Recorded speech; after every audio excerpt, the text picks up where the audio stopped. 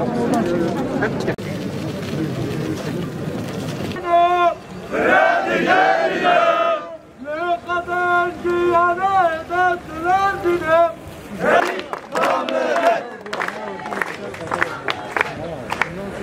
Altın ve Haydar arkadaşın adına bütün Mayıs şehitlerine ve onun dışındaki tüm bu ulusal şehitlerin önünde saygıyla eğiliyorum. Rıza Altın'ı da ben bir kongrede gördüm. Bir arkadaşla beraber gelmişti ama herhalde Mustafa Karasu'ydu. Onun dışında cezaevlerine beraber gidip geliyorduk. Annesi, ablası, işte ben orada hemen hemen her hafta gidiyordum. Onlar da dönem dönem geliyordu. Diyarbakır cezaevindeyken. O zaman Mazlum içerideydi. Kemal Pir, Hayri Durmuş, birçok arkadaş içerideydiler. Ama mesela bir defasında annesi babası Ankara'da geliyorlardı. Annesi babası değil, annesiyle kardeşi veya ablası gelmişlerdi. Tabii görüşemediler. Bizim de dönem dönem çok görüşmediğimiz, burada yoklar, başka tarafa gittiler dedikleri çok oluyordu. Biz o zaman onlar görüşemedikleri için bizim evimiz daha yakın. Tabii onlar tekrar dönmek zorundaydılar. Bize dedi ki annesi, ya siz buradasınız, sonuna kadar bekleyin, belki Rıza Altun'un ismi okunur. Şayet Rıza Altun'un ismi okunursa, buradaysa biz tekrar öbür hafta gelelim dediler. Biz de tabii bekledik sonuna kadar. Yoksa hani görüşten sonra çıkıp gidiyorduk. Bekledik sonuna kadar ama Rıza arkadaşın ismi okunmadı. Sonra annemle orada kahvede tabii ziyarete gelenler birkaç kişi oturuyorlardı. Biz de orada takıldık, oturduk. Daha sonra şey yaptık. Herkes hani birçoğumuz ayrıldık. Bir baktık Esat Oktay Yıldıran bir jiple aşağı doğru gitti. Tekrar döndü geldi. Geldi demek ki bizi orada görmüş. Hani biz Rıza arkadaştan dolayı geciktik. Belki de bizi garajda alacaklardı. Tabii onu da bilemiyoruz. Yani ben hani şey olarak söylemiyorum. Ama o dönem hani onun için beklemiştik. Geldi bizi alıp götürdüler cezaevine. Bizi de Diyarbakır cezaevine götürdüler. 2,5 yaşında da kızım vardı benimle Baran. İşte o zaman 3 aya yakın falan gözaltını cezaevinde kaldık. O zaman tabii Sakine arkadaşlar, öbür arkadaşlarla hepsiyle tanıştık. Tabii çok yoğun bir işkence vardı. Her an ne olacağını bilemediğim bir işkence.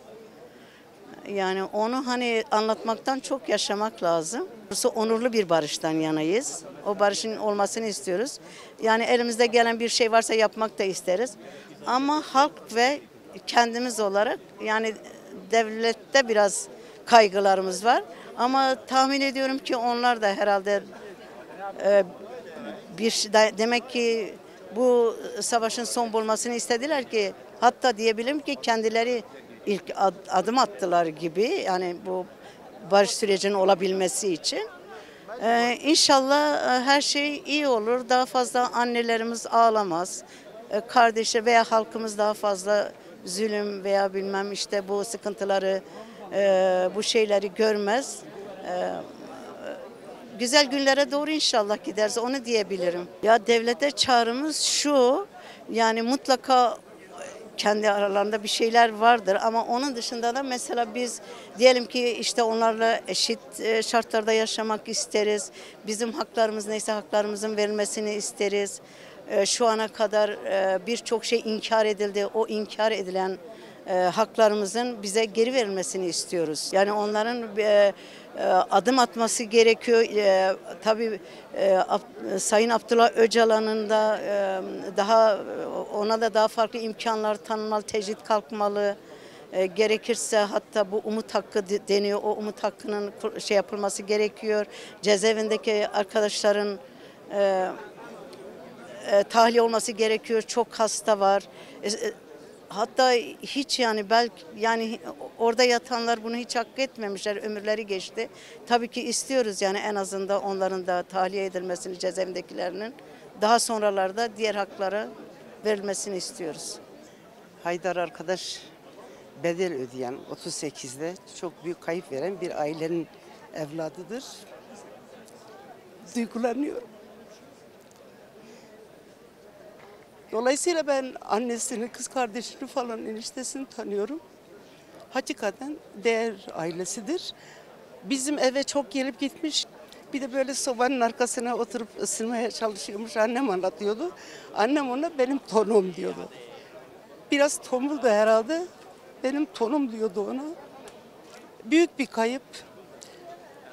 Birçok büyük kayıplarımıza kervanına katıldı. Dolayısıyla onların izinde yürümek düşer halkımıza. Bu bedelleri kıymetini bilip bize açtıkları yoldan mücadelemize halk olarak devam etmemiz lazım. Kaldı ki biz önderliğimize güveniyoruz. Biliyoruz ki asla vazgeçmez halklarımızdan eşit yurttaşlık. Kürt ve Türk halkının ortaklığı aynı zamanda bu ülkede yaşayan bütün inançların ve farklı ırkların, inançlardaki insanların eşit yaşaması için gençliğe, kadına büyük önem veriyor biliyorsunuz.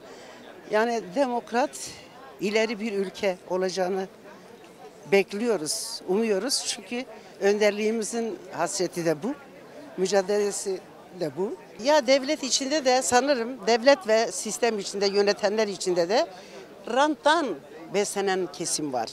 Bunlar tabii ki savaşın bitmesini istemez. Dolayısıyla bunu istemeyen, sabote etmek isteyen onlar olabilir. Benim beklediğim işte karşı tarafında en azından şu durumda siyasi tutuklular, genel söyleyeyim. Siyasi tutsakların artık bir şey olarak, hani adım olarak serbest bırakılması gerekiyor.